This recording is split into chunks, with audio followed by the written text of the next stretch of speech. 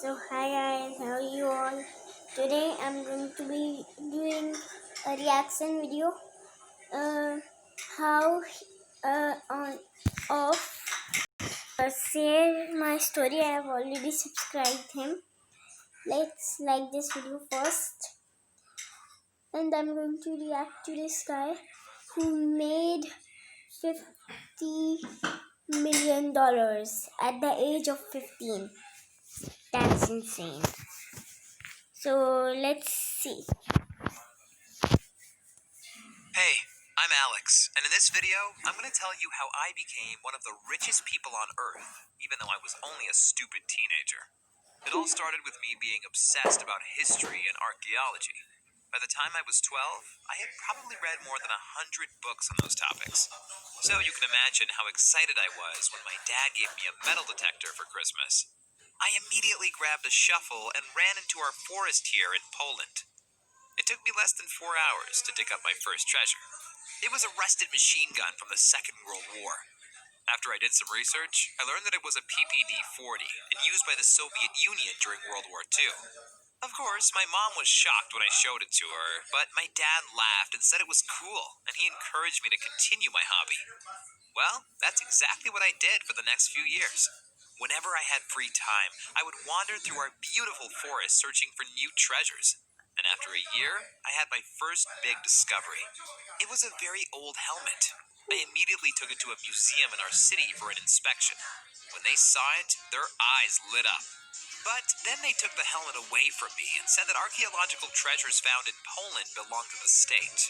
To be honest, I'm not sure if what they said was true, but I felt like they had stolen my helmet from me. That day, I swore to myself that the next time I found a treasure, I would keep it to myself and sell it on the black market. Because, as I later found out, the helmet I had found was worth at least 20.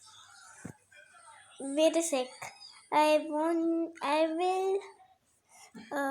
going to stop my cam and yeah, I'm just going to stop my cam. Wait. Yeah, now I have stopped my cam. Thousand US dollars. It was a Roman auxiliary helmet in a really good condition. And recently, a similar helmet was sold for 300,000 USD. So you can imagine how angry I was, especially because the helmet was never displayed in that museum, which means they had probably sold my helmet on the black market to get rich themselves. For the next few years, I had little to no luck. I mean, yeah, I found hundreds of grenades and rusty machine guns, but none of them had any value. It was 2 days after my 15th birthday when my metal detector started beeping like crazy. And it wasn't just beeping at one point, but it was beeping over an area of at least 2 square meters. I wasn't sure what was laying under me, but I knew it was something very big. So I took my shovel and started digging. I remember. Wait, what the freak? Did he just pull out the soul from his hair? That's weird. Hitting against something. At first, I was scared. It could have been a mine, but I could feel that it wasn't metallic. After a few more seconds of digging, I realized that it was a big pot. It was very big and heavy and kinda ugly. But why was my metal detector been beeping if there wasn't any metal? It took me a few seconds to realize that something was inside the pot. So, I started pulling the dirt out of the opening of the pot. It didn't take long until I saw something golden. And trust me, I had waited years to find something golden. It were coins. Lots of coins. Too many coins for me to carry. I looked around to see if someone had followed me or seen my treasure, but no one was there. So I took one coin with me and put the rest back into the hole and filled it with dirt again. When I arrived home, I immediately showed my dad the gold coin I'd found. I told him there were many more, and a big smile appeared on his face. He asked, "How many?" And I said, "More than I could count." We decided to go back the following morning.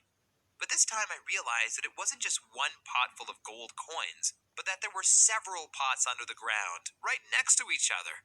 It were 7 big pots in total. Oh my After god. we had brought all of them to our home, we counted a little more than 10,000 gold coins. We had no idea how much they were worth, but we definitely knew we were rich. However, I made one big mistake. I should have never asked my dad for help. He turned out to be a selfish monster. Because the next morning when I woke up to take another look at my treasure, it was gone. I immediately asked my dad where the coins had gone, and he told me he had taken them away so I wouldn't spend them on stupid stuff. I got angry and told him those were my coins, and he had no right to take them away from me. When I offered him to share the coins 50-50, he started laughing and said, I have raised you and I have bought you your metal detector. Therefore, those coins belong to me. Be a good boy, and I will give you a few of them someday. Oh, I wanted to attack him right then and there. But that wouldn't have helped me find my coins either. No, I needed to find out where my dad had hidden them. I knew the only way my dad could have transported them was by using his car. That's why I asked several store owners in our city if I could take a look at their security cameras that were facing to the street. I told them someone had stolen my dad's car, and we were trying to find out where the thief had driven it. Everyone wanted to help and gave me access to their security camera footage. From there, it was easy to follow where my dad had driven his red Honda.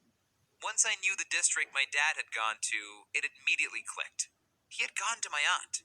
I called her up and asked if my dad had recently visited her. She said, yeah, he came in here at 5 a.m. in the morning. He said he needed to store a few boxes in my basement. Jackpot.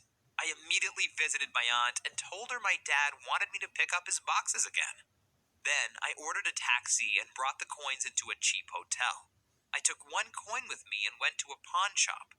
I asked how much it was worth, and the guy looked shocked. He asked me who had given it to me.